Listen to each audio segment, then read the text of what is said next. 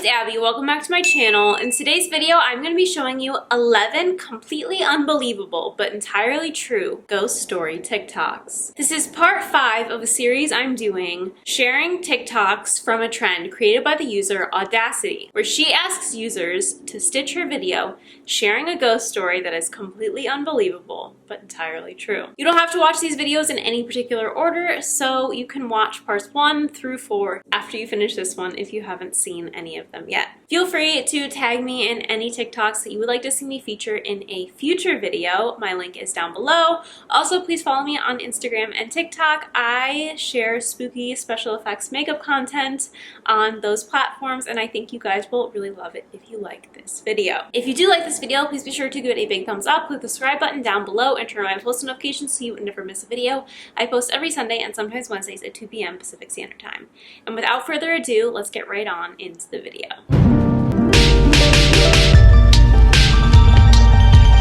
Our first 2 TikToks are by the user Tova Apothecary. In the first TikTok, she tells us a story about a time her ex-boyfriend, and a couple friends went to go visit a house that her ex-boyfriend's parents used to live in that was incredibly haunted, and they encountered some crazy things there. Tell me a ghost story that sounds completely unbelievable but is entirely true. I'll go first. When I was Forewarning you, this is going to be a long one, but it's worth it, so buckle up.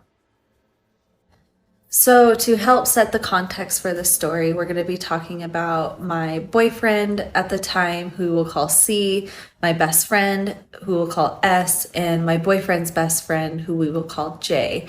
And this story takes place back in high school, so about 15 years ago. So to get some kind of background on this story, it's actually about a house that my boyfriend's mom and actually my boyfriend's parents used to live in when they were really young. And it was about the time that they actually had just had my boyfriend as a baby. Sounds weird to say it like that, but you know what I'm saying. And they were both pretty young when they had gotten married and had their first baby. So they were only about 18 or 19 years old. So they found this house that was like affordable. It was still near our hometown. It was a ways out of town, but still close by. And it's a small little farmhouse, so perfect for a brand new family. But that night, his mom was telling us all these crazy stories about what had happened to her at this house and how it's the reason why she believes in ghosts, and it was super haunted. And because they were young at the time, it sounds like they had done a Ouija board session to try to kind of connect with the spirits in the house. And what's crazy is that once they had done this Ouija board session, they had actually tried to get rid of the Ouija board because the activity had increased so bad. And they were just starting to get really scared. And every time they would try to get rid of it, like go throw it away, it would show up in the house.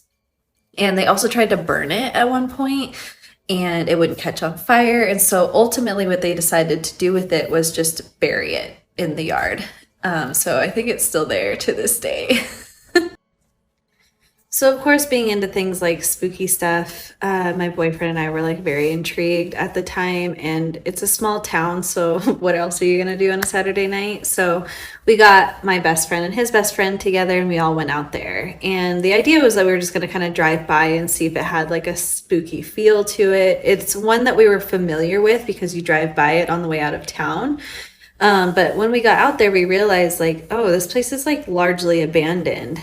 All of the window panes, the glass had been removed, and you could see inside. There was no lights on, but you could see in and realize that like all the studs were exposed, and it looked like it was like being gutted from like the inside out, but there was no like active construction or anything, no tools around or anything like that. And so we pull up and we decide to go inside and just check it out. And my boyfriend and S go upstairs to kind of check out the upstairs attic area. And Jay and I stay on the first floor. And because I was always into the paranormal ghost hunting shows, I decided I was going to start recording. And so I had a little flip razor phone at the time. So this shows you kind of the era that this was in. And so I start recording voice messages on there and asking questions. And I ask things like, did you come over on a wagon? because this was like a major passageway to the west. And all of a sudden, Jay, because he's a provoker, he was like, "Are you going to haunt us?" And I'm like, "Don't ask that. Like, why are you asking those types of questions?" And then right after that, he goes, "Are you going to follow us home?" And so then I'm like, okay, we're done. We're not, this is not what I'm trying to do. I'm not trying to get actively haunted here. So then I close the phone and we follow S and C upstairs. And upstairs, it's an open area again, no walls, nothing like that. But what was interesting is on every external wall was a window, and beneath each window was a folding chair. And every chair was turned at like the exact same like 45-degree angle in a circle. And so we're kind of observing this and we're like, that just seems too incidental. Like, that just doesn't make sense. Like, it seems like somebody intentionally did that with the chairs. And as we're sitting there, all of a sudden, all of us get just like chills and feel really like freaked out. And again, like, we're walking through this house with like flashlights, right? Like, it's abandoned for the most part. And so we're like, okay, we're going to go downstairs. Like, we don't like this vibe. And so we decide to leave the house and start walking around. And also we were like, it's not a good idea to be around here. So we're going to start heading back. But we wanted to kind of check out the rest of the property before we got back in our car to head back into town. And behind the house are a couple of outbuildings. And as we were walking around the house, my boyfriend at the time had a brand new, like, police grade Maglite flashlight, just put fresh batteries in it. And so did Jay in his flashlight. And they always made sure their gear was ready to go because they're like hunters and outdoorsmen, and they just always had stuff like that ready to go. And so as we're walking around the house, all of a sudden, C's flashlight starts flickering, his police grade flashlight, and Jay's flashlight goes completely out at the exact same time. And they were both like that for about 30 seconds before they came back on. And then they just randomly were working again. So of course, this like really freaks us out. But as we're walking around to these outbuildings, there's one that had like old farm equipment in it, and the other one's like a smaller shed that had probably tools and stuff like that. But the farm shed had the door kind of slid open a little bit. And inside, when you flash the flashlight in, there was a dead elk. And what's weird is this is outside of hunting season. The elk had nothing done to it other than there was like this incision across its neck. But otherwise, like, it didn't look like an animal had attacked it. It just looked really weird. And so we're all kind of standing in a semicircle around this, looking at it, trying to kind of figure out what the heck happened. And so C is standing here, I'm standing here, J is standing here, and S is on the other side of J. And as we're kind of sitting here looking at this, all of a sudden J and I hear, like, right by our faces, right in between our heads, we hear an audible growl. And so then I turned to Jay and I was like, "Did you hear that?" And he's like, "Yes, I absolutely heard that." And so then we're done. We're like, okay, we're hearing disembodied growls. Like, we got to get out of here. And this is like not fun at all anymore. So we beeline for the car, jump in the car, and head back into town. And before we had headed out to this place, there's a gas station in town that stays open pretty late. And so we had left Jay and S's cars there, and we were going to drop them off before we headed back to my house, and C could get his car and go home. And so before we all kind of went our separate ways, J and C and S went into the gas station to grab drinks and stuff like that to just kind of end out the night. And Jay was sitting in the front seat of the car, just hanging out. And I was in the back seat listening to my voice messages. And you hear me ask all the same questions, but then you hear Jay ask, "Are you going to haunt us?" Nothing comes up, but then you hear me say, like, "Don't ask that. Why are you asking that?" And then right after that, Jay asks, "Are you going to follow us home?" And that's when you hear, "Yes." Like, just like that, like this scratchy yes. But it was very clear what it was saying. And Jay heard it at the same time I heard it. He got really freaked out. I got really freaked out. And then also we made S and C listen to it too. And they both had like visceral reactions to it. Like, that is no doubt something saying something. So we all go our separate ways and we go start heading back to my house. And my parents had just had another baby at the time. He was about 3 months old, so my younger brother. And he was a great sleeper from day one. And so when we get home, it was really abnormal for my mom to be awake. And we walk in the door and she's in the kitchen just looking like really frazzled and tired. And I was like, what's going on? And she goes, man, it's so weird. Like your baby brother just woke up about an hour ago screaming, like just screaming. And she's like, it was terrifying almost. She's like, it was literally like he was possessed. And that was about the same time that I was listening to the voice messages on my phone. And so they had been able to get my brother to sleep. I was saying goodbye to my boyfriend and then I went to bed. And like as I was in bed, I literally watched his headlights leave. And I was exhausted, no doubt. But what's crazy is like I remember seeing his headlights leave and then I remember feeling something in the hallway and I went to turn to say like you need to leave. And at that time, I felt this energy just like whoosh into the room. And I started feeling tingling on my toes and it moved all the way up my body and then just was like sitting on my chest. And like I felt like I was being held down and I couldn't speak, I couldn't scream, nothing. And what's weird is like I know that that is like a sign of sleep paralysis, but I don't remember ever falling asleep. Like I literally remember seeing my boyfriend's headlights leave and then feeling that experience right after that. So I don't know if I fell asleep in that time and was truly experiencing sleep paralysis, but still is like one of the most terrifying things I've ever been through. And I'm running out of time now, but that's kind of the most of the story.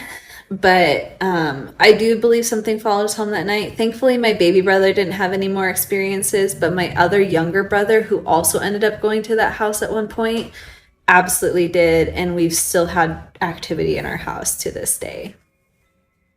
I wonder if maybe the house was used for some kind of like satanic or demonic activity after they moved out, given the fact that those chairs were just like sitting in a circle. Maybe someone knew about the history of the house or just took advantage of the fact that there was an abandoned house in the area and decided that would be a perfect place to do some rituals. To me, honestly, that would kind of explain the elk just like having its neck cut open. Maybe it was there like waiting to be used for a ritual, which if that's the case, it is a really good thing that nothing happened to them and they went on the day they did, because I mean honestly maybe it's good they went at the exact time they did, because who knows, if that was there for a ritual, like someone could have come a couple hours later, with their whole group to use it. Honestly, to me, like that's what it seems like, is that this house is being used for rituals and gatherings of that sort.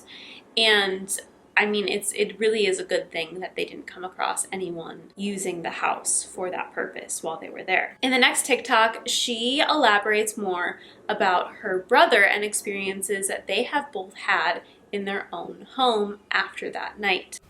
Thank you all so much for being patient with me. I'm finally able to get on here and share a couple other stories. Also, thank you to this comment. You're so sweet. Okay, so admittedly, this is also where more teenage dumb comes into play. So I had sworn, of course, after that night where something like held me down when I was trying to sleep, that I would never go back to that house. But then I told my brother about it. So sorry, that was not planned. My cat just opened the door and scared the crap out of me as I was telling this story.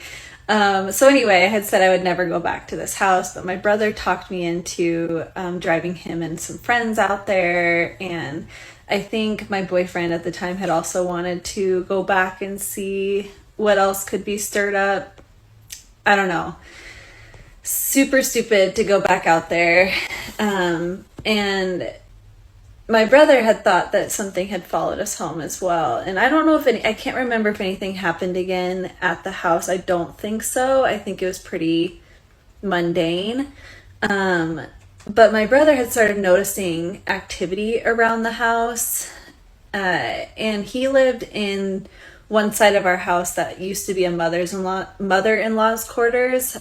So he had like his own bedroom, and there was kind of like an extra living space area.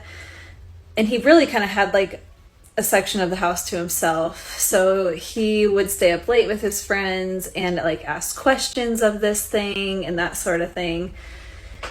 Whereas I pretended that it had never happened, and I was like moving on with my life. I didn't want to give it any attention. I was done with it. Like that night had scared the crap out of me, and I was over it. But anyway, we had an extra kind of TV set in the other room that his bedroom was attached to, and that's kind of where our, sibling living space was. So we had like video games and stuff like that in there. And so I was sitting there one night watching a movie, and I knew he and his friends were hanging out in his room, and I could hear them asking questions. And because I had been freaked out by this, I went into the room. I like went to open the door to be like, hey, you guys need to stop. I don't want this activity in the house anymore. You don't understand. Like, this was terrifying.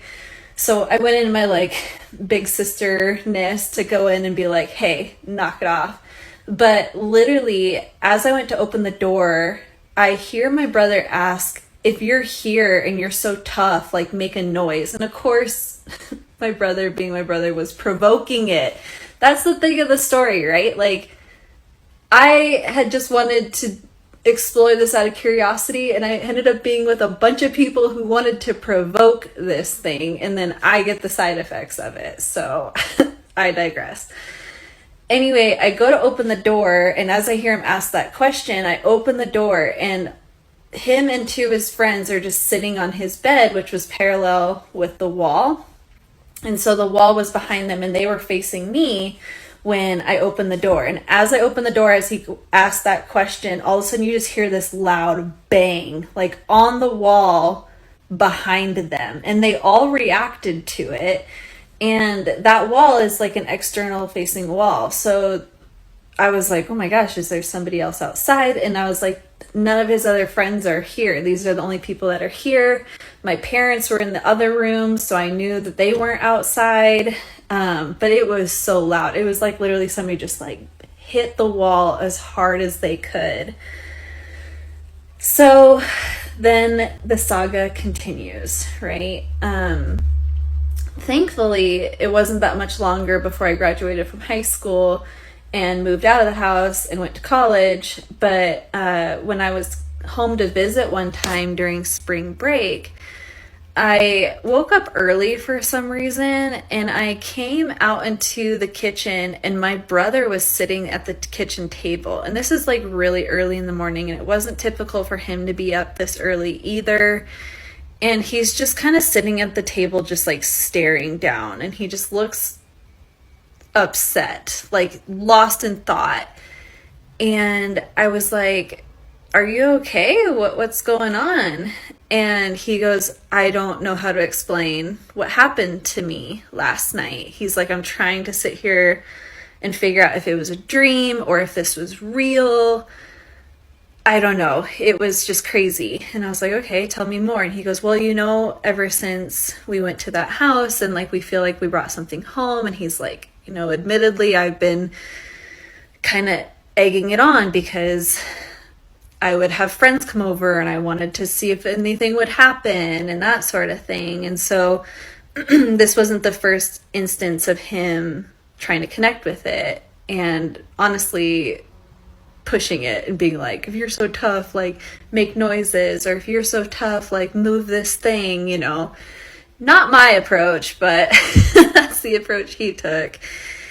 And he told me that this just sounds like paranormal activity. It's crazy. And he told me that he, in the middle of the night, woke up and something like led him around the house. So he walked down the hallway and just like stood in my parents' doorway and watched them sleep. And then came to my little brother's room, and he remembers just standing in the doorway and not really knowing why. but this thing was just kind of leading him around the house. And then he says he doesn't remember like how long this went on for. And then all of a sudden he went back to bed. And as he went back to bed and laid down, something that had, he said it had like pointed ears and like claws, like hovered over him as he went to sleep. And that's when he remembers like jolting awake. And then he didn't sleep, of course, the rest of the night, didn't go back to sleep. And it just freaks me out so bad to think like that's what happened. And so then he was just awake at the kitchen table, still processing what had happened. And then he shared with me other stories that had been happening while I was away at college. And so he had told me that he had a friend over one night and they were up late and my parents were at an event out of town. So it's just the two of them at home. And in our living room, we used to have this little rocking chair that was on a swivel. And so we had a cat at the time who liked to run and jump up on that chair and then it would swivel a little bit. And so they were sitting in the other room and then saw the chair doing that, like swiveling back and forth. And so then they thought it was the cat. And then as they went to go check it out, they realized the cat was outside and the chair was doing it by itself. And then I think it was that same night, maybe, his friend was making top ramen in the kitchen and we had the microwave up above the stove. And my brother was back in his bedroom while his friend was in the kitchen making this food. And he said his friend just came running into his room, just terrified. And he's like, what happened? He's like, well, when I was in the kitchen and I was making the top ramen, I looked up into the microwave and in the reflection, I saw somebody walk behind me. It just... I hate it. It freaks me out to think about. And so he's like, I can't, like, you need to come with me because this stuff's still on the stove and I'm not brave enough to be out there by myself. And he said another night when his friends were, or he was out hanging out with his friends and my parents were out of town again. My parents were always meticulous about, like, if you leave the house, make sure all the lights are turned off and make sure all the doors are locked. Of course, we live like out in the country, you know, you want to make sure stuff is safe. And so they all went out for the night and made sure meticulously that every light was turned off and every door was shut. And then they came home later that night. Again, my parents are out of town. And every single light in the house was on, even lights that we don't like use, like in utility closets and stuff like that was on, and every door was wide open. And nothing was stolen, nothing like that. So it definitely wasn't like a burglar or anything. But yeah, just freaky. And my brother actually drew a picture of the creature that he even, that's what he calls it. He's like, it's the creature that like led him around. And as he grew older, he went to the military and stuff like that. He ended up like setting boundaries more and being like, you can't follow me and that sort of thing. And so now in our house, when we go back to visit, it's like fairly calm, but like I still hate being in his side of the house. My parents ended up moving into that room later on, so none of us have to stay in there when we come back to visit anymore, but I still get the heebie-jeebies and avoid that side of the house if possible. But yeah, that's a few of the other stories. I hope you enjoyed, and thank you for your patience as we continued on. It is really not good that he's like trying to taunt it and use it as like a party trick for his friends.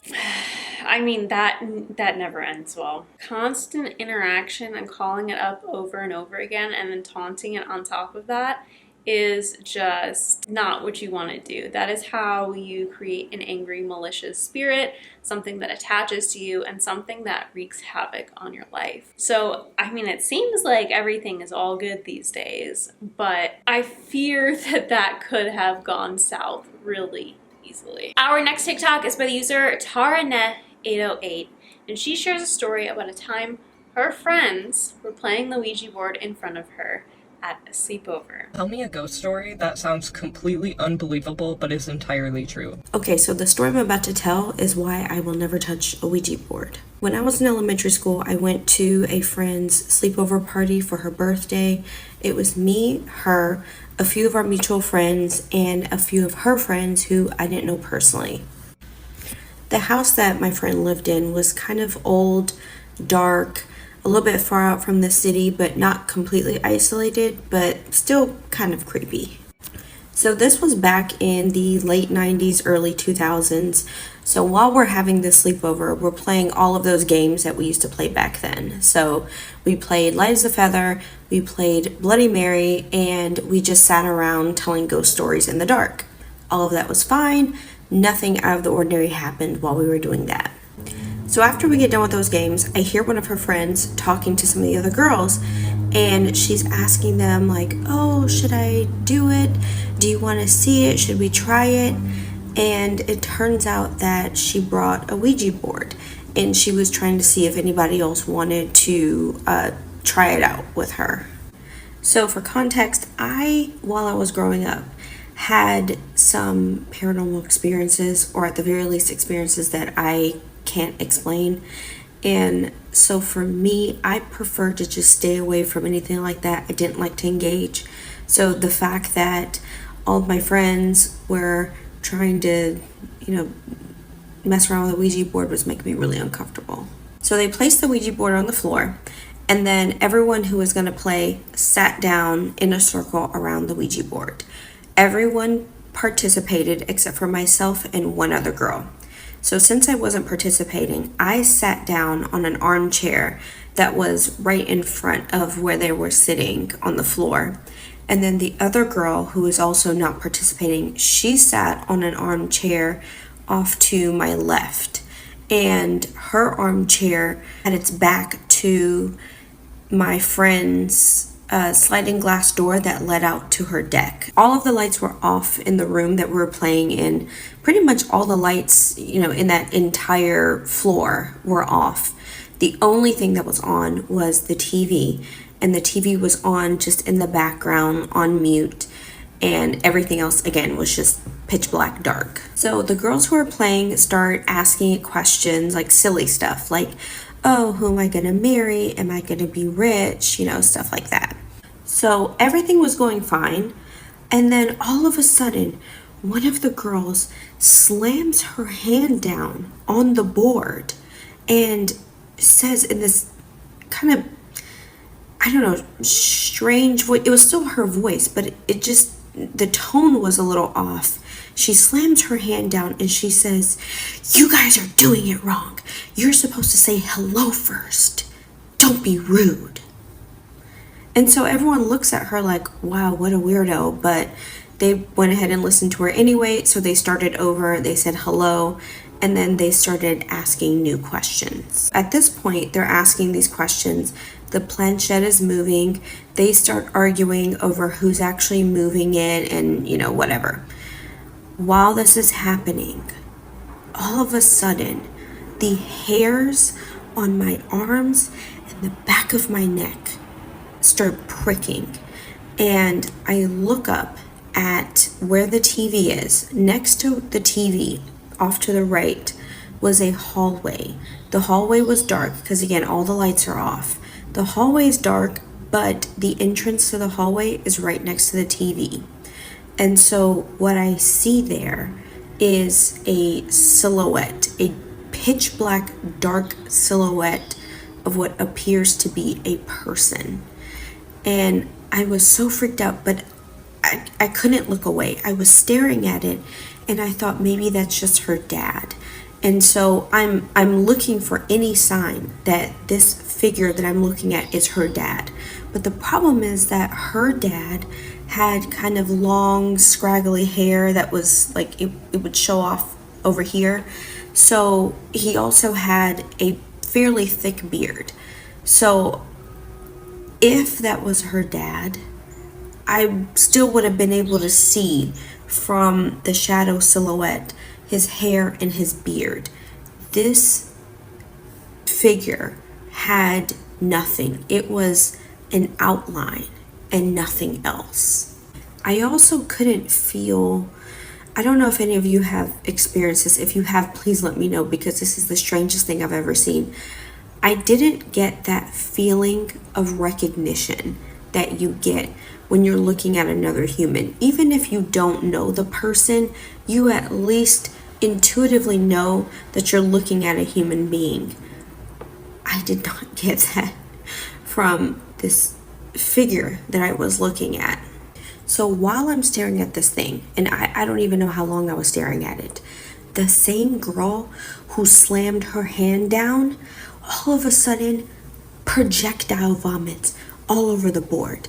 And obviously, as soon as she does it, everyone who is sitting around the board screams and scatters away from the board. Everyone's staring at her, including me. That broke my concentration. So I'm staring at her, and she kept her head down, looking at the board after she vomited. And she says in this like almost whisper tone, oh, it freaks me out. I said, "Don't be rude." So at that point, I hear the bedroom door to where my friend's dad was sleeping open.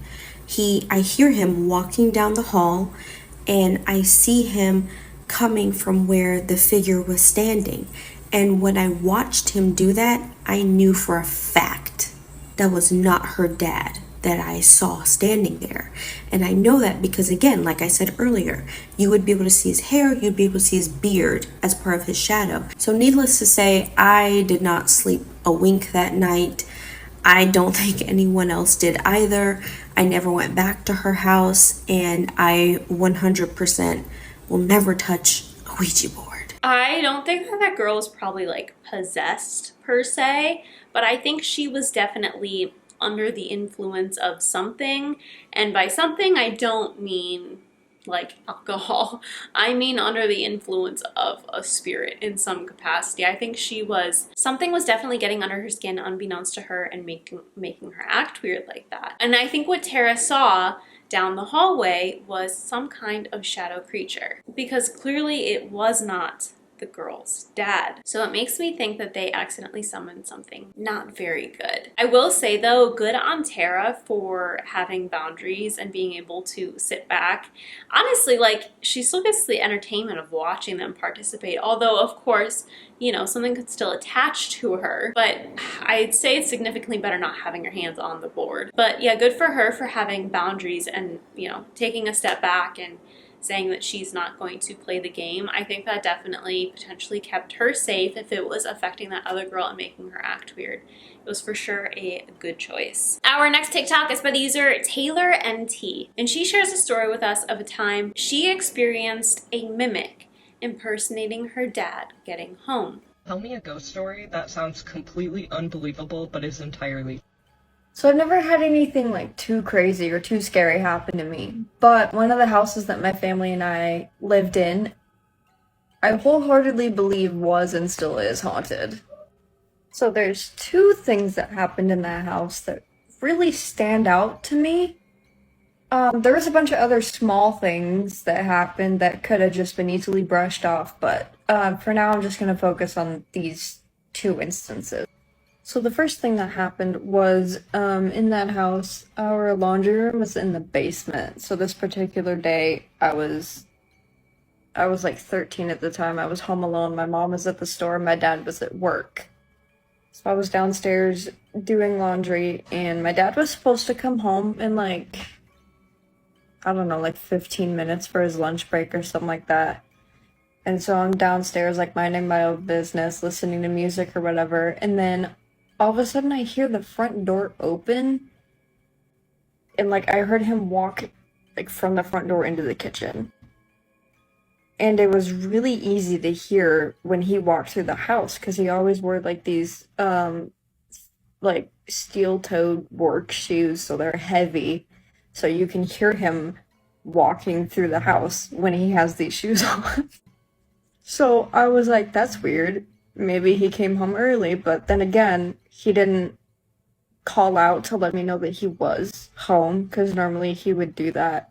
Whenever he came home, he'd always call out, make sure that either me or both my mom and I knew that he was there, just so it wasn't like, I don't know, some random person coming in our front door.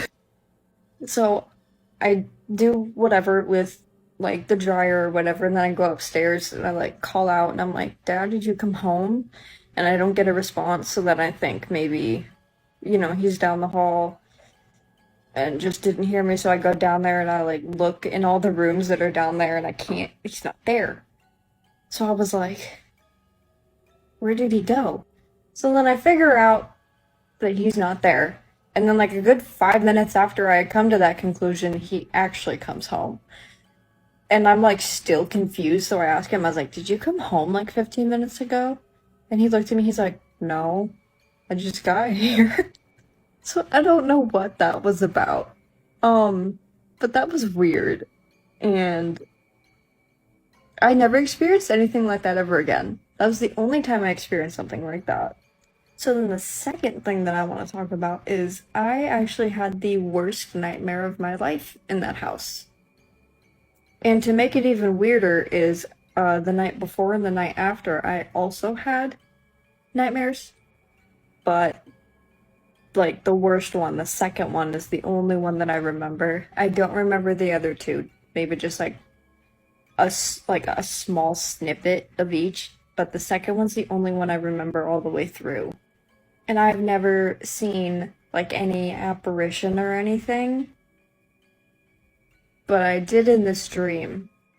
And so I'm not going to describe the whole thing because I feel like some of the information is irrelevant. But basically, there was a room in our house. Like if you walked in the front door to the left, it was just kind of like this open area. We had like a couch, a big bookshelf. I had my fish tank in there, and there was also a giant mirror that stretched across the entirety of the wall, basically, that faced the window that looked out to the front yard. So at some point in the dream, I looked in the mirror, and I saw a pale figure, like, just outline of a person, just pale outline of a person, like, slowly glide by in the mirror. And when it got about halfway, I turned around, looked in the room just to make sure that, like, it was in the room and everyone was seeing this. It was not in the room. It was only in the mirror. I turned back in the mirror and it, like, disappears out of sight as I do. And I remember in the dream, I screamed bloody murder. I'm so glad I didn't actually scream, though. But I screamed because that's like the most terrifying thing I've ever seen, and I remember just feeling so unbelievably scared in that moment. And so then like a few minutes later, maybe, I look back in the mirror. My face is now like this odd pale color. But the weirdest thing is that I have like these purple markings like down my face, like following like a tear path, but they're like dark purple, like a bruise on my face. So then after I looked back in the mirror and like stared at myself for a few seconds, and I then woke up and did not go back to sleep that night. So I don't know what that means. Outside of that, I've never seen like a ghost or anything. There might have been another time I saw something, but I genuinely don't. I don't know.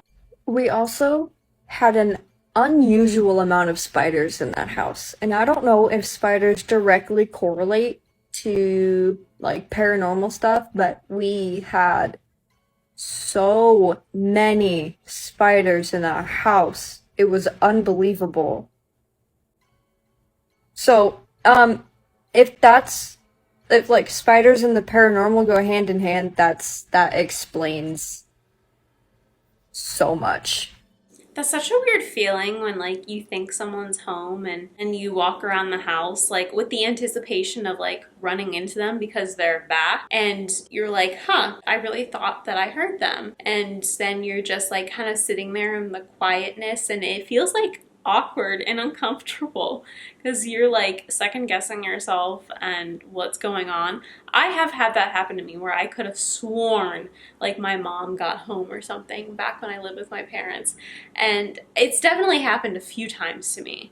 And it's just like an awkward, uncomfortable silence after that where you're like rethinking what you really heard. And also simultaneously wondering if someone has like broken into your house, because why did you hear someone come in the house, you know? And in that situation, it's hard to like not acknowledge it because you don't realize that it's not them. Like you're expecting them to be home any minute now, but afterwards you're like, oh my god, like I just interacted with something that I shouldn't have, but how could you have known, you know? I think it's such like a freaky experience, and like again, it's just like an awkward silence when you're sitting there afterwards and you're like realizing that you heard something and it's not the person you were expecting to come home. Our next TikTok is by the user Shep of the Meg. She shares with us a time where she finds out who the spirit is that is constantly following her around. Tell me a ghost story that sounds completely unbelievable but is entirely true. Okay, we're just going to get right into it. This has emboldened me to share some of my paranormal experiences in our house. I have some other ones from earlier in my childhood, but this is the most recent one because it's ongoing. So my husband and I bought our house when we were newlyweds, which was, that was in 2011. So what, 12-ish years ago or something. And, we moved in. It was, fine. Everything was fine. The house was redone.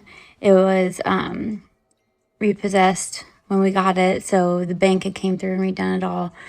It was great. It was new.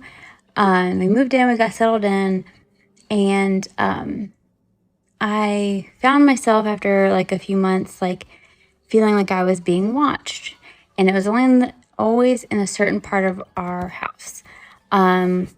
It'd be like where I'm sitting now, I can look to the kitchen, to our dining room, or down the hallway, and is always in the hallway. I always felt like I would make eye contact or see somebody. That's how intense the feeling was. So I keep those little things to myself, and I just kind of continue on with things. I don't say anything to my husband because, there's a running joke between us since we've been together since we were teenagers. Like, oh, I always find paranormal things. I'm always thinking something is haunted. So I'm just like not wanting to be teased about my feeling, even though he would have listened to me. But then, life goes on. We end up having kids. And when I'm pregnant with my second, my oldest came to me and goes, can you come get this guy out of my room, Mom? He's bothering me. There's no one in his room. I walk back there, no one. He points to the corner, says, him, right there. He needs to get out of my room. I'm trying to play. Okay, so I tell the guy to leave. We don't have time for him. I think my exact words were, hey, if there's anyone in here, we do not have time for you right now. You need to leave. You're bothering my child and making him uncomfortable. You need to get out. Done. So a few months later, my best friend has made friends with someone who is a medium, and she's doing readings at her house. And of course, I'm interested to go. Of course, I go in with some skepticism because I want to like really put her to the test, and like so I don't give too much away. And she's giving me a reading. It's fairly standard. And all of a sudden she goes, do you know you have an older gentleman with you? And in my back of my mind, I'm thinking, okay, yeah, my husband's dad had passed away right when we got married, so it's probably him. And she goes on to say, I said, oh. And so the medium, who is now a close friend, goes, yeah, it's not family. It's not family that's with you. It's just an older gentleman. And you like to tell him you don't have time for him? And she starts laughing, and I'm like internally kind of freaking out because the only other person who's really heard me say that out loud is my 3-year-old who's not there with me and who would not have been able to, tell anybody. My mommy tells people who aren't there she doesn't have time for them. So I kind of laugh it off and tell her, oh, that's weird. And she goes, yeah, he's gentle. He's a gentle soul though. So I'm not really sure. And I didn't know either. So we just, finished up. Time goes on. The medium becomes a close friend of mine as well. And I go on to have another boy who grows and gets big. And we're getting to about 2020 now. And he comes out from our bedroom after getting some screen time and goes, Mom, will you tell Ghost Daddy to leave me alone? He's bothering me. So I set my third child down in the pack and play and walk back to my bedroom where there's nobody. And I say, so where did you see this person? My child points to an empty bathroom. And I say, okay, whoever is here needs to leave. You're bothering my child and you are no longer welcome. Thank you. So after I do that, I haven't heard anything else from my kids. And finally, I ask my friend who's a medium to come back and come to my house. And I just want her to walk through and just tell me, maybe we just needed to do some cleansing, some refresh. So she agreed and she came. And after she did her initial walkthrough, she looked at me and goes, do you know that older gentleman's here with you? And I said, no, who is it? Because by this point, she knew who my father-in-law was, and she knew personal details of my life. And she came back to the guy she'd originally saw with me the first time we ever met, which was crazy in hindsight. And it turns out it was a gentleman who had been in charge of taking care of our property while the bank was redoing everything and trying to get it on the market before we bought it. He had a heart attack and died on our property, and we had no idea at all. And, these details were surprising to her as well as me. And so she, told him he didn't know what was going on, apparently. And he didn't know what happened, and he didn't know who we were, and he didn't know why he was stuck here, allegedly. So she gave him some kind encouragement and let him know that, you are dead. This is where you need to go. These people mean you no harm. You're kind of freaking their kids out, though. So if you could just be, more mindful, that'd be great. And we did some saging and we did some things to just make sure the house was fresh. And then I happened to be talking to my neighbors who have lived next door to us for about, lived next door to this house for 30 years. And they're amazing. And I was telling my neighbors about, this experience. And she goes, oh, yeah, there was a gentleman that did pass away on your property while he was mowing the yard. It happened in the front yard. Consider my mind blown. So it kind of made me feel validated. But so that's been the biggest thing. I'm pretty sure the gentleman still hangs around. He's very harmless. I still get feelings of being watched every once in a while. And I literally do say, I do not have time for you right now. I have 4 kids. Unless you're here to help me with them or pay some bills, I don't have time. So just find some light, find some warmth, and go hang out there for a while. Thanks. There are some other things that happen here that I'm pretty sure aren't related to Mr. Caretaker guy. We don't really know his name. I've decided not to look into that too far because I feel like sometimes if you give energy to certain things, then it becomes more active, I guess. But there's some other things we've had happen that I'm happy to share, just with like strange occurrences, doors opening, me lucid dreaming, my husband seeing stuff, my youngest boy, who's 3, sharing some off the wall things where I'm wondering where the heck he even got an idea of sorts. So while my experience isn't super scary this time around, it's definitely like odd, in my opinion, or validating, however you want to see that, but it's definitely spooky. I love when, obviously, legit psychics, because only legit psychics would know something like that, but I love when legit psychics, like, tell you things, or people tell stories where they're like, I don't know how she would have known that. Like, maybe even things that you hadn't even thought of that she would bring up. And you're like, mind blown, because how could she have known that? I want to see a psychic so bad, but it's like, how do you figure out which ones are the good ones? If you have any psychic recommendations in the Southern California area, let me know. Hearing that this like spirit she's been interacting with and telling that she doesn't have time for it, and the psychic knows about it. And then to say that, you know, it's like it's an older man and it's not family related, I think that would probably kind of freak me out a little bit.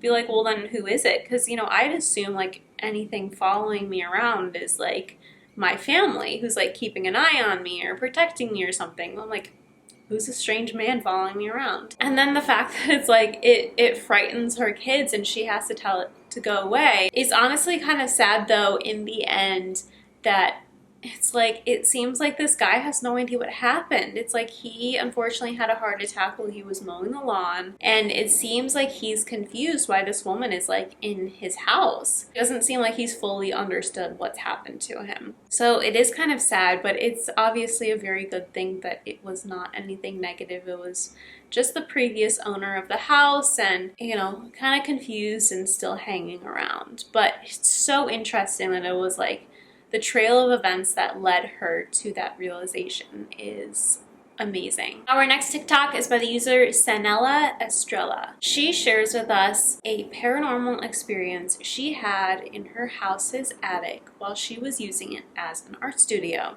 Tell me a ghost story that sounds completely unbelievable but is entirely true. I'll go first. I'll keep going until I run out of stories, but that probably won't be for a while. Just to preface this story, I have been very spiritually gifted since I was a child. I'm a psychic and I've had some level of mediumship since I was a child. I have no interest in having this ability or growing it, and in my adult life I've learned how to kind of filter these things out. Obviously I did not understand these things as a child, but in my adult life when I feel something like this, it is handled immediately. These are all different entities. So the house that my dad currently lives in was built in 1898. In 2010, my dad completely gutted the house and rebuilt it. He's a contractor. He was doing this for a client. He had no intention of ever living in this house, but he was working on this project for a really long time. So when he finished it, he brought me to come see it. And as I was walking down the hallway, I said, "We are going to live in this house." He was like, haha, that's funny, I wish, but we can't afford to live in this house. Fast forward to 5 years later, he called me and told me that he bought the house. When the house was originally built in 1898, it was actually a 3-flat, but he converted the 3rd floor into an attic. It is massive. You can tell it used to be an apartment. It's not totally finished, but it's also not really looking like an attic. It was just this massive space with white walls. Nobody was using it. There was nothing up there. So one day I asked my dad if I could turn it into my art studio and paint murals on the walls up there. He said yes, so every day I was up there until sundown because there was no electricity, so I was relying on the sunlight that was coming in through the windows. So this was the mural that I was working on at the time, and then behind this door was a bedroom, but I would always keep this door closed closed because it would get really cold up there if I kept it open. As I got further and further along with this painting, I started feeling very, very uneasy. I felt like I was being watched, and I felt this sense somebody lived up here and they were not happy that I was redecorating. I became totally obsessed. This was my first painting ever. I wanted to cover the entire attic with murals. So my dad set up so I could have some lighting up there so I could stay there later. This is where shit starts going ass backwards. So remember I said I always kept this door closed. I would be up here for like 8 or 9 hours at a time, so I had to go downstairs to use the bathroom. Every time I would come back up from the bathroom, this door was open, and I just kept closing it over and over and over again. Everyone in my family, including myself, knew that there was some type of weird energy up here, but nothing significant until this started happening. So I ignore it and I keep going, and it's getting late. This was like the living room area of the attic, and I was sitting on the floor here in the middle, painting on a canvas, planning my next mural. I was facing this painting, so behind me there was a lot of space. All of a sudden I felt something running at me. I am literally getting goosebumps. I felt something come up right here behind me, like right next to my face, and it felt fucking angry. When I turned around, I was fully expecting to see a person behind me. Turned around, I didn't see anybody, but I felt something like inches from my face. I fucking ran down that ladder so fast, flew down that ladder, locked myself in my bedroom with the lights on, and I tried to go to sleep. I was shaking in my boots, okay? But it doesn't end there. It is past 1 a.m. at this point, and the room next to my bedroom was my mom's meditation room. So the only person that would ever go in there was my mom. It's 1 a.m. I know my mom's asleep, but I hear someone in the room. The door is fucking shaking. I will reenact it for you. Remember, I've had my run around with ghosts, but I was like, oh my god, I have the fucking poltergeist in my house. So I text my mom and I'm like, hey, are you up here right now? No response. I fall asleep probably when the sun came up. Next morning, come downstairs. My mom's like, hey, why'd you text me last night? I told her everything, and luckily my mom's very spiritual too, so she helped me and we got right to work. We had the whole family in on this. We were giving the house a fucking exorcism, which took days. This was not like any other ghost I ever dealt with in my life. Like, this thing had been living here for a very fucking long time. I wish I didn't have more stories like this, but I do. So if you guys want to hear more, let me know. First off, I will say I am very glad that her family believed her and immediately backed her to kind of help cleanse the space and get whatever it was out, because that is not always the case. So it's really good that she had that kind of support system to get whatever that was out there, because it really did not seem like a positive thing. It makes me wonder if the attic was intentionally kind of left undone and painted white and not used for a reason, that the previous owners just did not want to spend their time up there because of whatever it was. And honestly, that makes me think there should be how in most states there's laws where someone passes away in the house that they're required to tell you. There should be laws about if someone experienced some crazy paranormal activity. And I know that's it's hard to prove, but I feel like there has to be a law where it's to a certain extent you gotta share that kind of stuff, because not that it seems like this was make it or break it where they had to move out of the house because of it, but it'd be nice to have a little heads up or something so you know to cleanse the space before you get in too deep, you know? Our next TikTok is by the user Crispy Biscuits 805. She tells us that when she was younger, she would not sleep in her room for a period of time because there was an entity in her room that would make her so unbelievably uncomfortable. She just could not be in there at night. Tell me a ghost story that sounds completely unbelievable but is entirely true. I'll go first. I have a lot of stories I can tell about this, but I'm going to start with when I was in 7th grade. I stopped being able to sleep in my bedroom because my closet and my bed would constantly make noise in the middle of the night, and it would keep me up and scare me as well. I couldn't sleep with my back to my room. If I woke up with my back to the room, I had to flip around immediately. And eventually got so bad that I couldn't sleep in there. So I started sleeping in my sister's room on a futon. This lasted for probably, oh, good couple of months, I want to say, which is kind of embarrassing to say as like a 13-year-old, you're sleeping in your little sister's room because you're afraid of your own bedroom. But like I was afraid of my own bedroom. I wouldn't go in there without turning on the lights first. That door always had to be open. If the door was closed, I would literally make my mom or my dad open the door for me. So one night, I'm asleep on the futon in my sister's room, and middle of the night, and I am awoken and I shoot straight up out of my sleep and I sit up in a sitting position and I look above me, and there is what appears to be a blonde woman. She was wearing blue jeans and she had a white t-shirt on with like maybe a black jacket or like a dark gray jacket. It kind of looked like she was wearing a denim jacket, as weird as that sounds, but had blonde hair and had a lot of light emanating off of her, which was crazy. And she was in kind of like a Superman pose. You know how when Superman would take off from the ground and he had his one arm out and he's like, well, I'm going to do that. So it was like that pose, but facing the bedroom door. And this is the bedroom door of my sister's bedroom where I've been sleeping. And that opened up to the hallway where there was a night light. So you could see ambient light in the hallway, like if you had to go to the bathroom, et cetera, et cetera. So I notice there's no light in the hallway. I can't see anything past the door.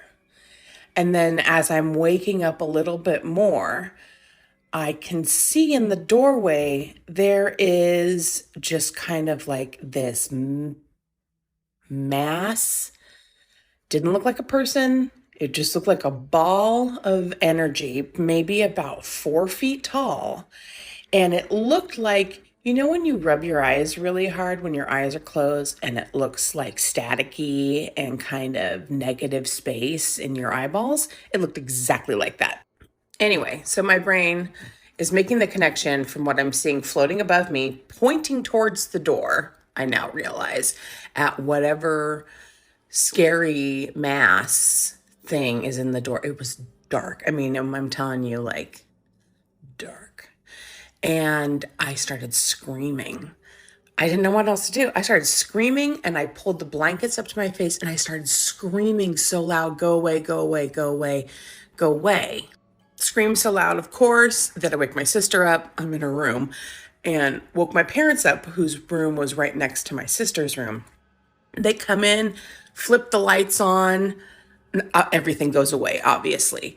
And then I look at the clock and it's like 4:17 in the morning that all of this happened. And I'm trying to explain to them what happened. I'm inconsolable. I am shaking. I'm terrified at what I saw. So I'm screaming. I cannot calm down. My parents are trying to calm me down. And then my dad is like trying to be rational about what I saw. Like it must have been headlights. There's no way headlights shined in through our backyard into my sister's room to reflect on the ceiling. That car would have had to have been in our backyard. He never liked me to talk about this stuff under the guise of I'm going to scare my sister. But I realize it's probably because I was scaring him. He was very superstitious Irishman. God rest his soul. Anyway, so that stuck with me for months. And after that happened, I stopped being able to sleep with the lights off. I had to sleep with the lights on for, I want to say, maybe a couple of weeks. And finally, my parents tough loved me into going back into my own bedroom. And I stopped being able to sleep when that happened. I would fall asleep and be awoken to what felt like someone kicking the bed frame. You walk by, you kick the bed frame with your toe, but doing it in a rhythm, and it would wake me up and it would go on for hours. So I started sleeping in the living room. I really couldn't go in my bedroom anymore for the longest time. Somewhere down the line, my mom said that the bed I had in that bedroom, they had gotten secondhand from a senior living facility.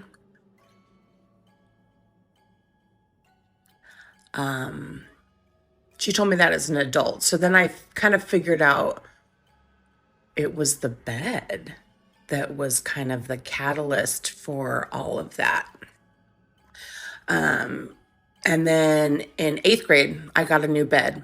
And so that old bed got taken out and never had a problem again in the house.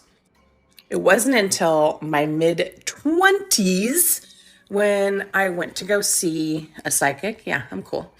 Went to go see a psychic because I've always had experiences and felt pretty in tune, if you will, to other energy that you can't really see. And went to the psychic, and before anything, she told me about my spirit guide, who was a woman with blonde hair, who came around quite a bit, especially when I was younger. Hasn't come around so much in my 20s or 30s. In fact, I haven't seen her since that experience. But the psychic also told me why she was there that night. And whatever other energy that was in the doorway was not a spirit. It wasn't a ghost. It was from some other plane of existence, of energy, but not good energy, if you catch my drift. Now, when she says bed, I'm not sure if she's talking about the mattress or the bed frame. Personally, I think if it's the mattress that they got from like an end-of-life care facility, I feel like a mattress is one of those things that you should get new. Like, I'm all for thrifting and secondhand, like, and reduce, reuse, recycle. Absolutely. But like a mattress, especially from like some kind of a care facility where there's like illnesses and stuff, and also like energies, I don't know if they're talking about the mattress. I really don't know. I hope she's talking about the bed frame. That makes so much sense why there would be like activity, especially surrounding her bed. I think, you know, depending on the bed frame, although when I picture like kind of like an end-of-life care facility, I kind of picture like rolly beds or like hospital beds. So that's why I'm like wondering if it's a mattress. The few like hospice or like nursing home places I've been to, they've all had like those rolly, like big hefty hospital beds, which is obviously not something you get for your kids, but you know, like that just doesn't make sense. So that's why I'm leaning towards mattress. But that does make sense that there would be energy attached to it. In an end-of-life care facility, the people in there aren't really spending too much time outside of their bed, so a lot of times that bed is just reabsorbing their energy and is like all of the emotions they're feeling, and unfortunately any pain they're feeling is all just kind of like in that blob around the bed. So I wouldn't be surprised if that was like what caused it. But it does make me wonder like who the woman is. She said like a blonde woman. I'm wondering if it's like maybe a nurse from the care facility or if it's completely unrelated. I don't know. But yeah, like getting a secondhand bed like from that specific kind of environment, it like is really no wonder to me why there would be some kind of energy activity situation. But it does seem like she's like really susceptible to experiencing these things as well. Our next TikTok is by the user Era Essid. She shares with us a story from when she was in college where she had an experience with a little ghost girl who roamed the premises. Tell me a ghost story that sounds completely unbelievable but is entirely true. Okay, this one is about the university that I went to. It has a ton of different ghost stories. That campus is 1,000% haunted. You cannot convince me otherwise, whether those stories are true or not. Something weird going on there, okay? One of the stories is about a little girl named Danielle, and the story goes that her father was a part of the construction team for some of the buildings when the campus was still developing and being built. And she wandered off into the woods behind one of the dorm halls and never came out of those woods. So supposedly she died in those woods. I don't know, again, how 100% true that story is or not. There is a photo of this girl, though, that I don't remember if it hangs up somewhere. I remember it was in the office that I worked in while I was on campus. It was really creepy. They tell you at literally orientation that if you see a little girl wandering around in a little white dress and a bell, and you don't want her to be following you around, to tell her you don't want to play games because she loves playing games.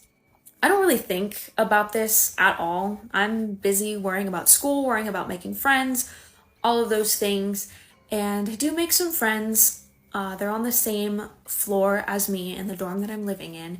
And we start ding-dong ditching each other before we go to class. So we knock 3 times on each other's door and then sprint as fast as we can down the hallway. Everybody always gets caught because nobody can run fast enough. The hallway is long as hell. And I don't know, it was just, our way of like making friends and saying hi to each other before we went to class. It was a stupid, little game. One day we're all hanging out in one dorm room together, minus one of our girlfriends. And we hear the knocks on our door and hear a girl laughing, and we hear footsteps running down the hallway. And so we open up the door to see if she's out there ready to come, join us. That was her way of being like, let me in. And nobody's in the hallway. And we call out for our friend, thinking she's hiding around the corner or something. And she's not there. So we all go sit back down, don't really think anything of it. We're like, maybe she was on her way to go get coffee and was just knocking on the door or whatever. So she comes later and we were like, how did you run down the hallway so fast? We didn't even see you. And she says, what are you guys talking about? Like, I've been in class this whole time. So we were like, okay, weird. We chalk it up to just somebody else playing our game with us, and then we move on with our night. We put on a movie or whatever. I get up and I'm washing my hands in the sink, which is right by the door, and I hear the knocks, the laughs, and the footsteps. And I mean, the sink is right here. The door handle is like arm's length away from me.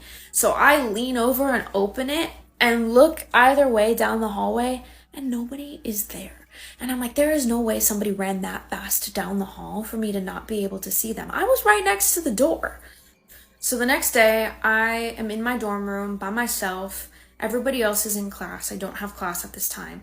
And our beds are pretty high off the ground. You need a ladder to get on top of them.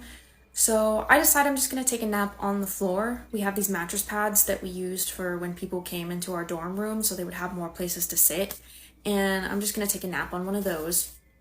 So I lie down, I fall asleep, and then I hear the keys to the front door, and then I hear the front door slam shut. They were very heavy doors, so it like made a loud noise whenever it shut.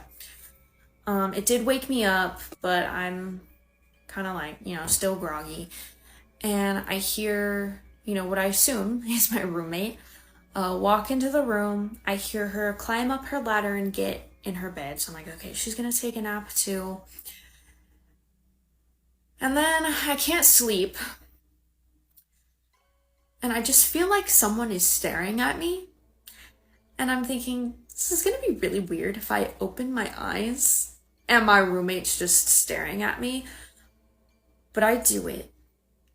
And when I look up, peering down at me, I just got the chills. I don't even want to say this in this room right now. Peering down at me is this little baby face, like hands gripping onto the side of the bed, looking down at me.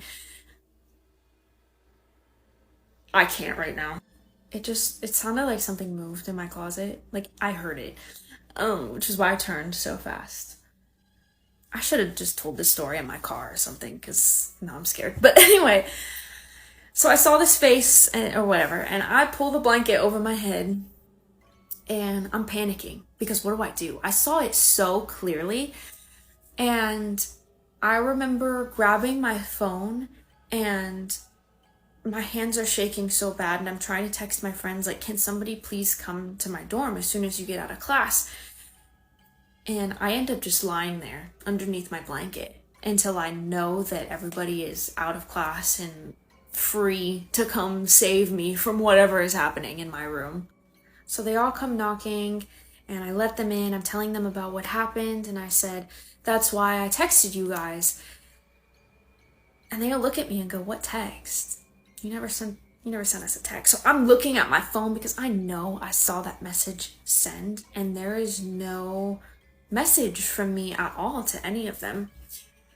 So we all decided that we were not going to ding dong ditch each other anymore, and we say, Danielle, we don't want to play this game with you anymore.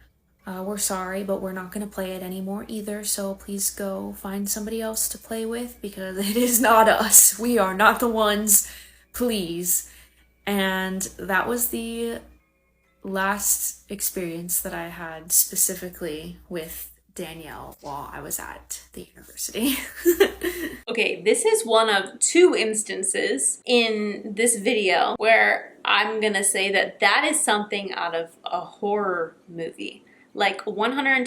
If I felt something watching me and I looked and there's like some little creature figure thing peering at me from above, I would lose my mind. I don't even know what I would do. I would be so scared. Like, honestly, what she did seems to make sense to me. Like, cover yourself up with a blanket and pretend that it can't see you because you can't see it. Like, I'd be so afraid to move. It's like, I for sure would choose freeze.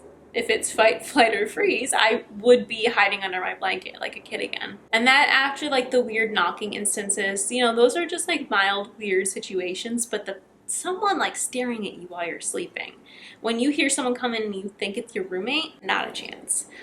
So I love the story, but I personally do not like that situation. That is like something of nightmares for sure. Our next TikTok is by the user Lori Sim Fenderfer. She tells a story from back when she was in elementary school about a friend that she used to have that unfortunately was chronically ill and wasn't able to ever come over to her house until one day she randomly showed up and they had a wonderful play date. Tell me a ghost story that sounds completely unbelievable but is entirely true. I've got a bunch of these, but I usually don't talk about them often because people think I'm crazy, so I just don't really talk about them. But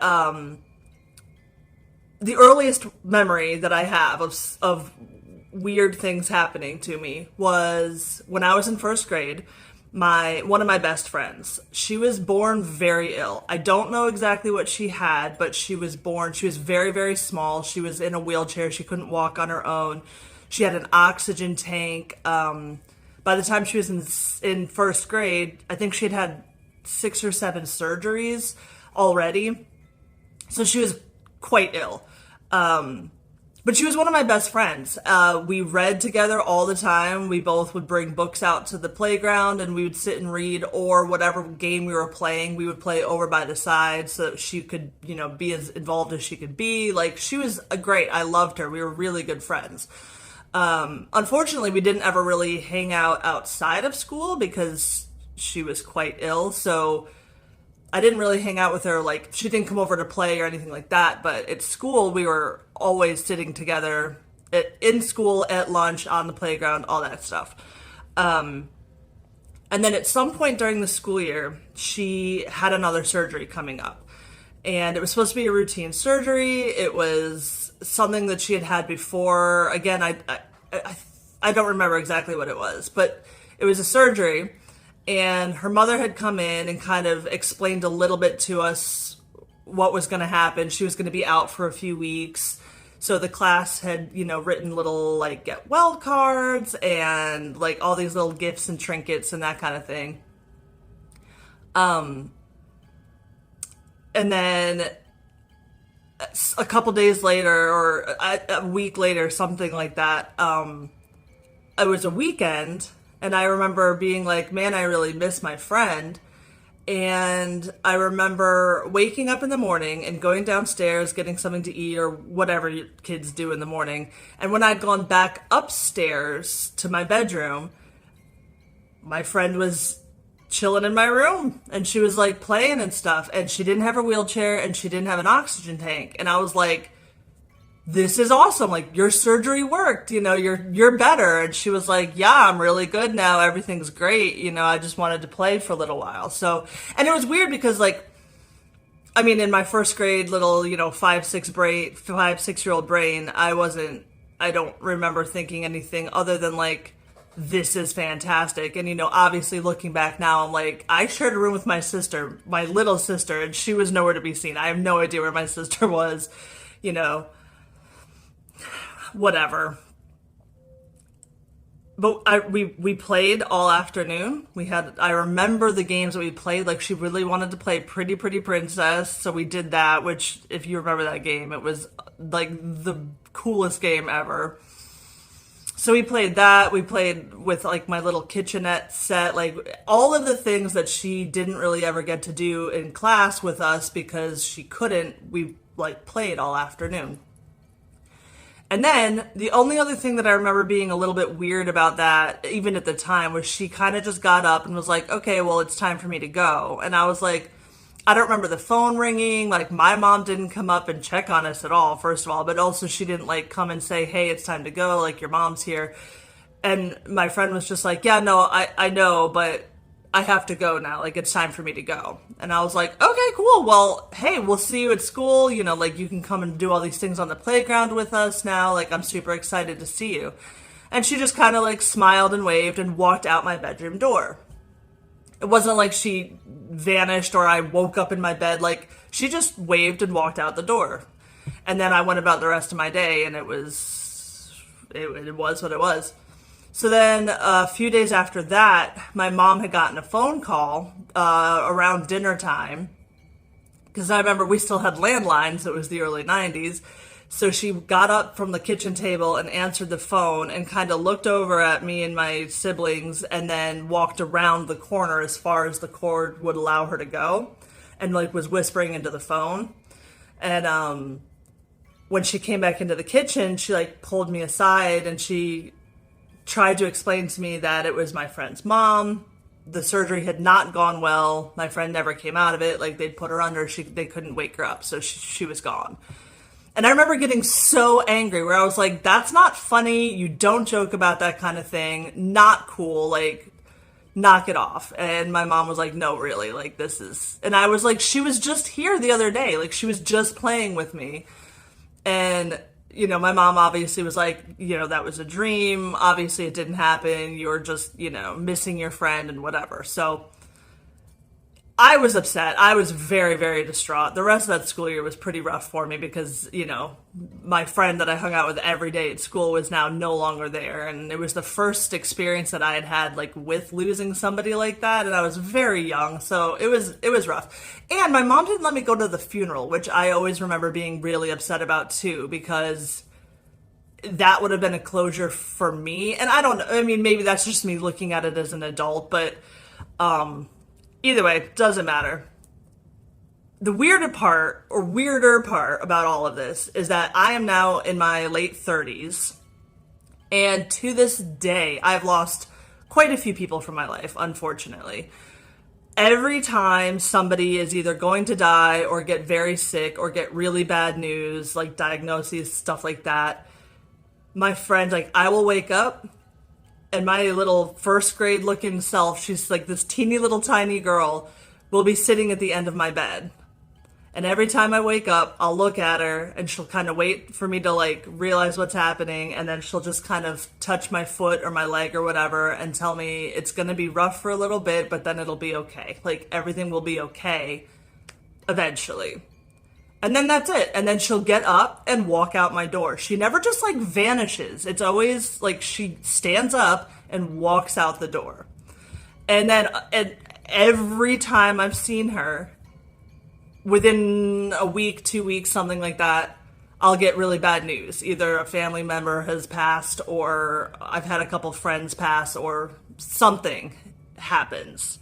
So yeah, to this day, my first grade friend comes to warn me about bad news.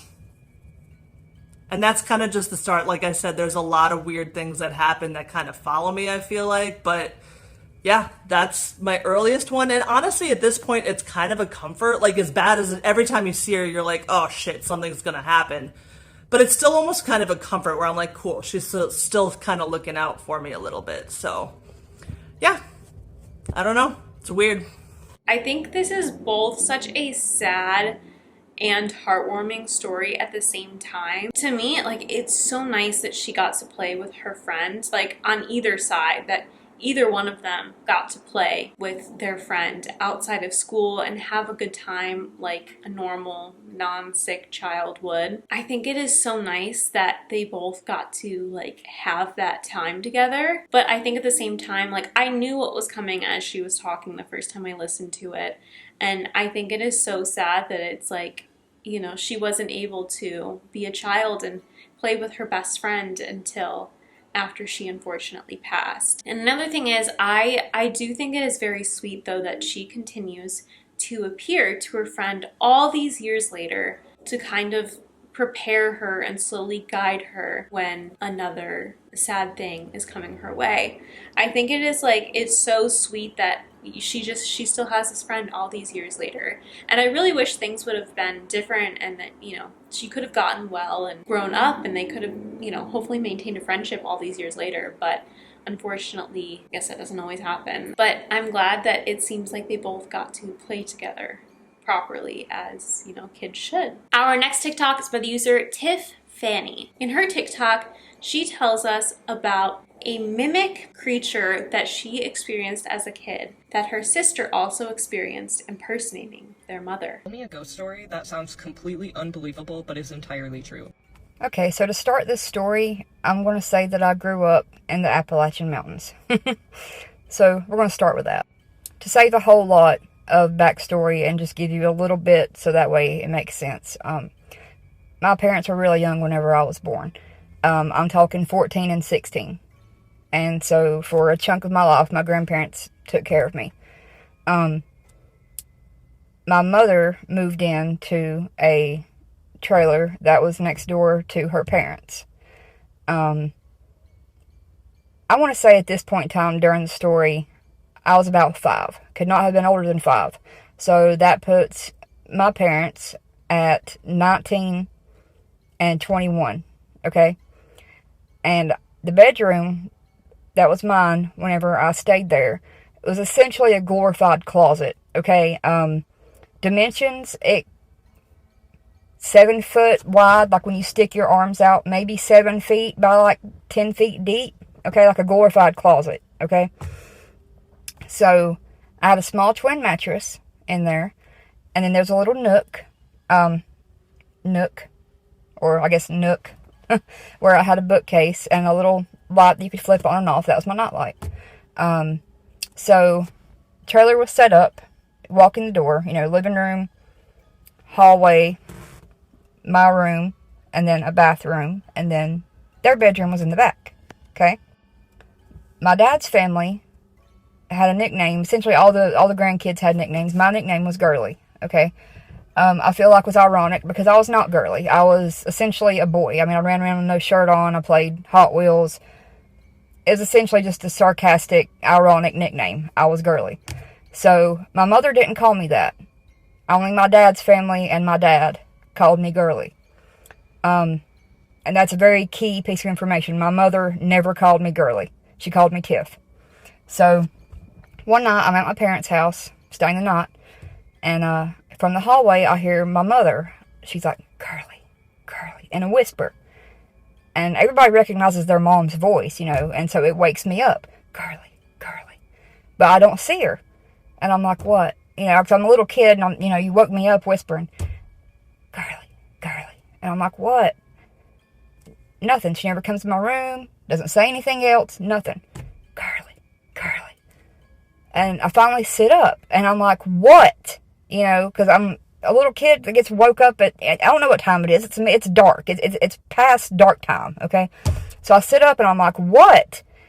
And about this time, because my bedroom door's open. Now, mind you, I'm in a closet, okay? My bedroom is essentially a closet, so there's nowhere to go. This time, my mother stands in front of my doorway, and it's not my mother, okay? My mother has holes for eyes, okay? And it's her face, but her jaw is way open. Her mouth is way open, and there's no teeth in there. And my mother's kind of big. Like, she's always been kind of heavy, okay? And it has on her nightgown, the nightgown she had on, And I remember it because she had this nightgown for years. It was like a medium colored blue, and it had little stars and moons all over it, okay? This thing had my mother's nightgown on, had her big upper body. We all have, the bat wings, so, bigger upper body. But this thing had like a little skinny toothpick. If you could imagine somebody that weighs like 90 pounds, how skinny their legs would be, but with somebody that weighed 250 pounds upper body. And I mean grotesquely skinny legs, like not just a thin person, but bone with flesh wrapped around it for legs and feet. And that's not how my mom is built. She's got her upper body and lower body matched. She's big up top, big on the bottom, okay? And whatever this thing is standing in my doorway has my mother's face, but there's 2 black holes for eyes, a gaping open mouth with no teeth in there, and bones for legs. And it's standing in my doorway of a 5-year-old me, not saying anything, but not coming in. And I'm petrified. I can't move. I don't know if I breathed. It felt like eternity, okay? But it was realistically maybe only 2 or 3 seconds. And then it turns, and it walks towards the living room, and I can hear it walking in the same pattern my mother walks, okay? And then I don't hear it anymore. But it doesn't sound like it went anywhere. It sounds like it took maybe 10 steps, which would be just enough to get into the living room out of the hallway, and I don't hear anything else. And I'm terrified. Like, I'm shaking. I'm terrified. And I start going, like I'm trying to yell for my mom, but I can't make my volume happen, okay? And so finally I yell, "Mama!"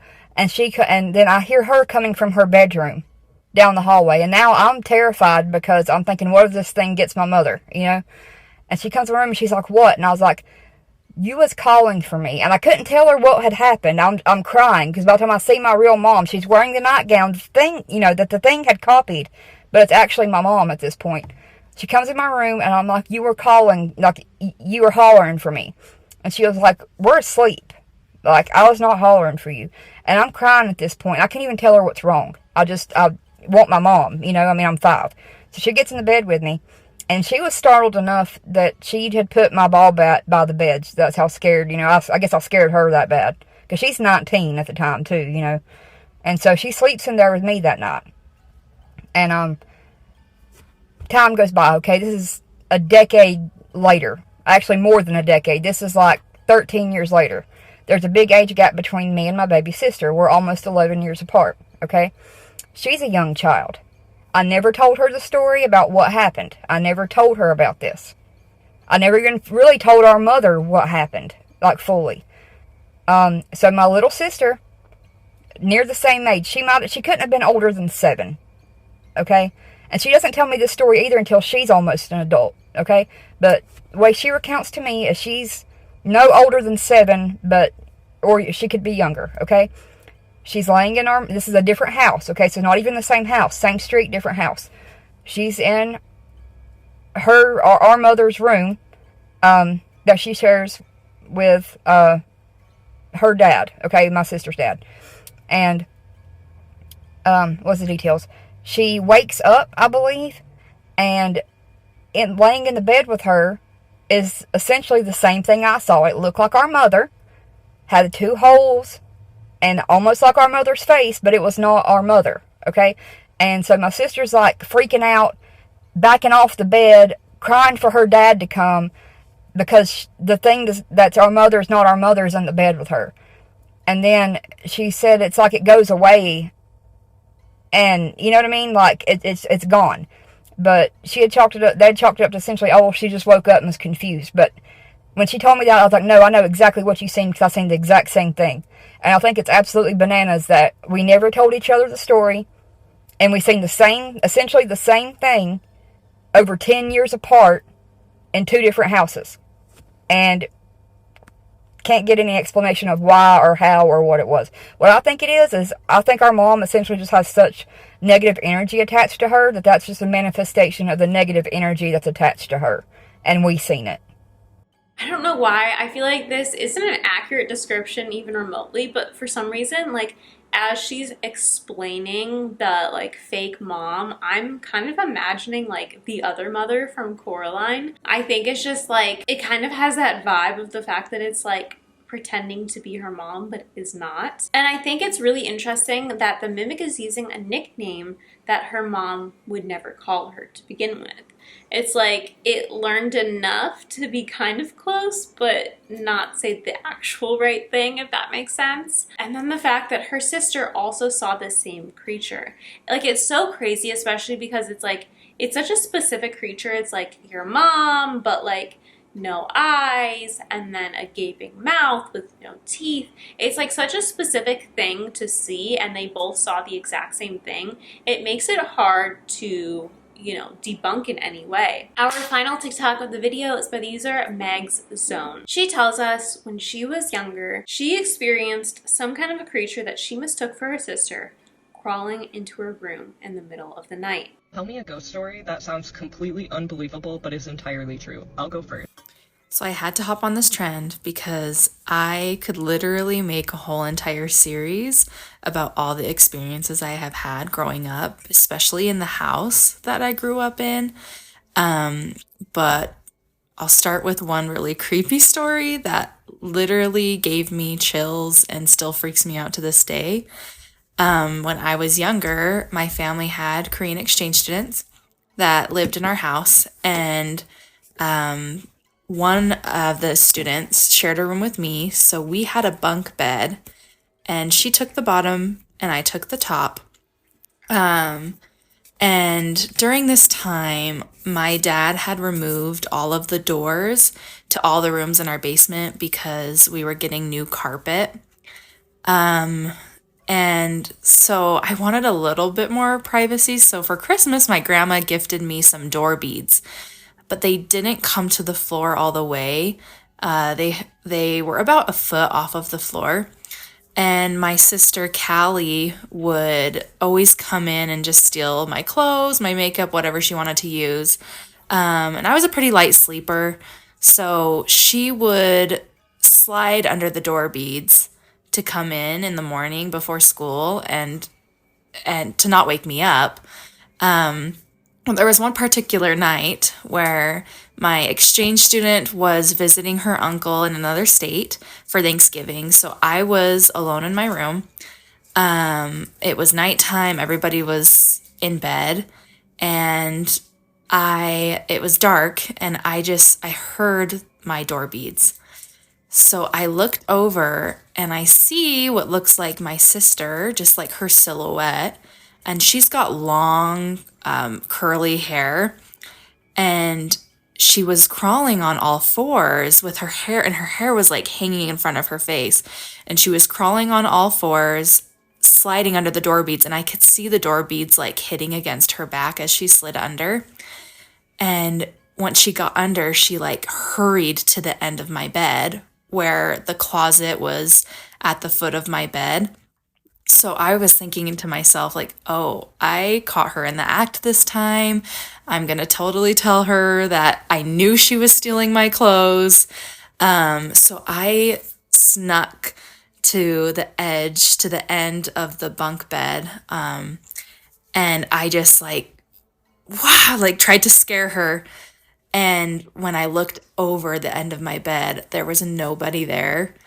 So I just started screaming, and then my sister ended up running down the hall, and she came in and turned on my light, and she's like, what?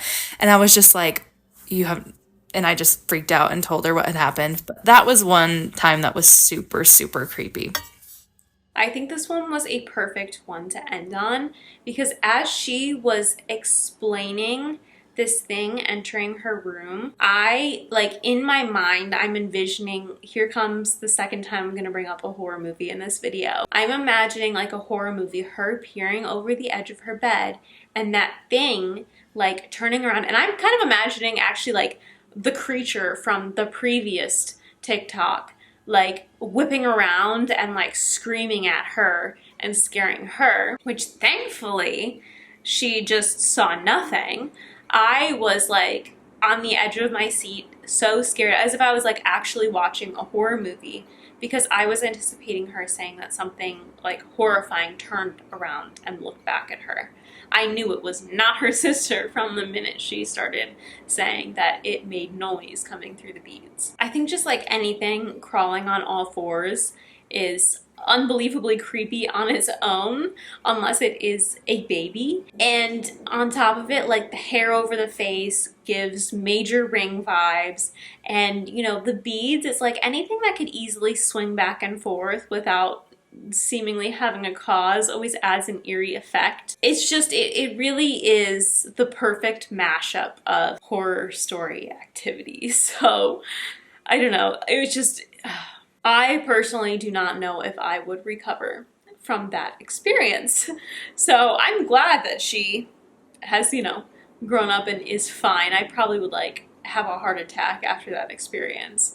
But yeah, crazy one. I think that that is my favorite TikTok of today's video. But that is all I have for you guys today. Let me know which TikTok was your favorite. Feel free to tag me in any you come across that you want me to include in a future video. And please check out my Instagram and TikTok for some spooky special effects makeup content. If you guys liked this video, please be sure to give it a big thumbs up. I will pop a couple suggestions on screen here for you in a second. Please click the subscribe button down below and turn on post notifications so you would never miss a video. I post every Sunday and sometimes Wednesdays at 2 p.m. Pacific Standard Time. And again, thank you so much for watching. I hope you enjoyed this video, and I will see you next time.